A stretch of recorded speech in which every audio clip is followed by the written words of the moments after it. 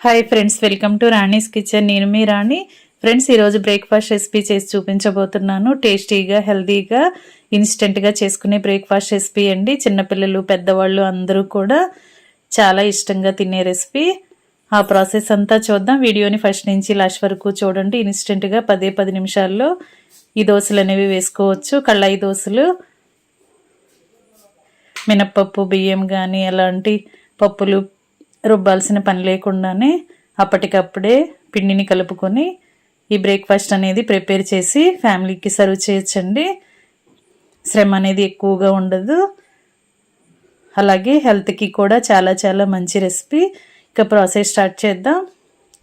ముందుగా 1 కప్పు నిండా సూజీ రవ్వ తీసుకోండి. ఉప్మా చేసుకుంటాం కదా, ఆ రవ్వ తీసుకోండి. అలాగే అదే కప్పుతో 1/2 కప్పు పెరుగు తీసుకోండి. ఇప్పుడు ఒక మిక్సింగ్ బౌల్ తీసుకుని దానిలోకి ఉప్మా రవ్వ అంతా కూడా వేసేసుకోండి. ఇప్పుడు 3 టేబుల్ స్పూన్లు పొడి బియ్యం పిండి వేసుకోండి. ఇవి రెండు కూడా బాగా కలపండి. గరిటెతో ఉప్మా రవ్వ, బియ్యం పిండి కూడా కలిసేంత వరకు కలుపుకొని 1/2 కప్పు చిక్కటి పెరుగుని అలా వేసుకోండి. పెరుగు ప్లేస్లో మజ్జిగైనా వేసుకోవచ్చండి. ఇదంతా కూడా పెరుగులో కలిసేంత వరకు బాగా కలపండి. ఇప్పుడు 1/2 కప్పు వరకు వాటర్ యాడ్ చేసి పిండిని దోశల పిండిలాగా కొంచెంగా లూజుగానే కలపండి. ఎందుకంటే రవ్వ అనేది వాటర్ని ఎక్కువగా పీల్చుకుంటుంది. మనం ఒక 10 నిమిషాలు గిన్నెను పక్కన పెట్టిన తర్వాత రవ్వ అనేది బాగా వాటర్ని పీల్చుకుని బ్యాటర్ కొంచెం గట్టిగా వస్తుంది. ఈ విధంగా నానబెట్టుకోండి. పెరుగు ప్లేస్లో మీరు మజ్జిగని కూడా యాడ్ చేసుకోవచ్చండి. వాటర్కి బదులుగా మొత్తం మజ్జిగతో కూడా కలుపుకోవచ్చు.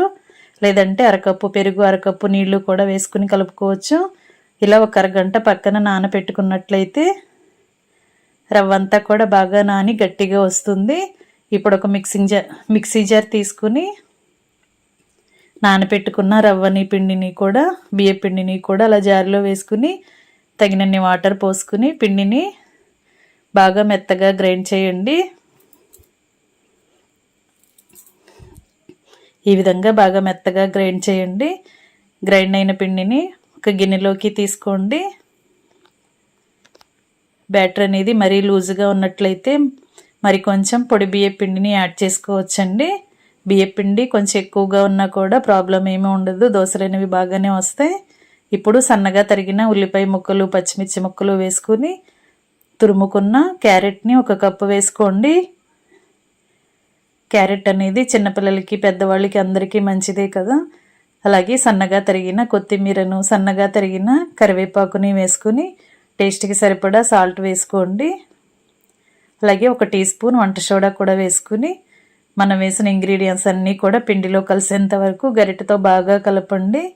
బ్యాటర్ అనేది కొంచెం పలుచగా ఉంటే కొంచెం పొడి బియ్యం పిండి వేసుకోండి. కొంచెం గట్టిగా ఉంటే కొంచెంగా వాటర్ పోసుకుని పిండిని కొంచెం లూజుగానే కలుపుకోండి. ఇప్పుడు చట్నీ చూద్దాం. ఈ లోపుగా కలుపుకున్న పిండిని పక్కన పెట్టండి, కొంచెంగా నానుతుంది.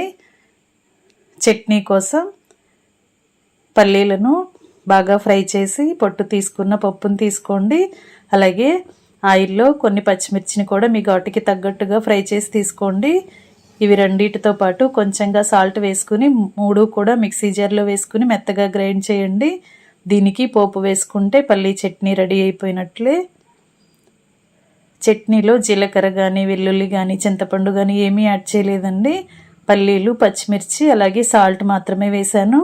చట్నీని ఒకసారి టేస్ట్ చూస్తే చాలా చాలా బాగుంటుంది. సాల్ట్ టేస్ట్ చూసుకుని సరి చేసుకోండి. ఇప్పుడు దోశలను స్టార్ట్ చేద్దాం. స్టవ్ ఆన్ చేసి కళాయి పెట్టుకోండి. 1 టేబుల్ స్పూన్ ఆయిల్ వేసుకుని మనం కలిపి పెట్టుకున్న పిండిని 2 గరిటెల వరకు వేసుకోండి.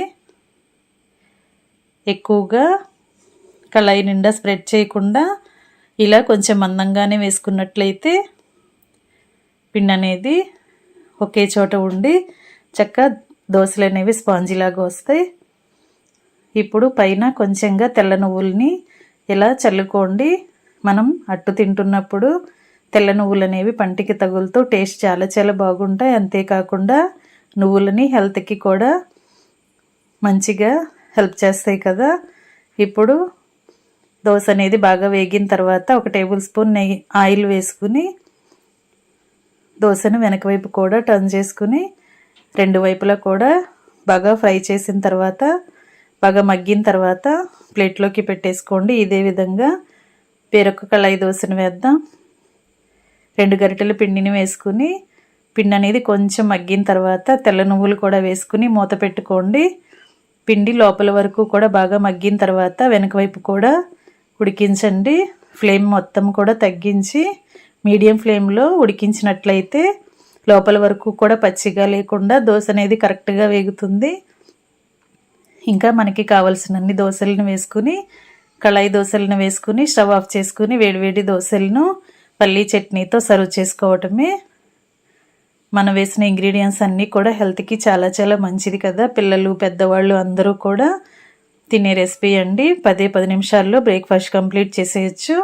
వీడియో నచ్చినట్లయితే లైక్ చేయండి. ఛానల్ని సబ్స్క్రైబ్ చేసుకుని పక్కనే ఉన్న బెల్ బటన్ క్లిక్ చేయటం మాత్రం మర్చిపోకండి. నేను పెట్టబోయే రెసిపీస్ అన్నీ డైలీ చూడండి. వాటిలో మీకు నచ్చిన రెసిపీస్ని కుక్ చేసి మీ కామెంట్స్ని నాతో షేర్ చేసుకోండి. మరొక రెసిపీతో మళ్ళీ కలుద్దాం. Thanks for watching. నేను మీ రాణి.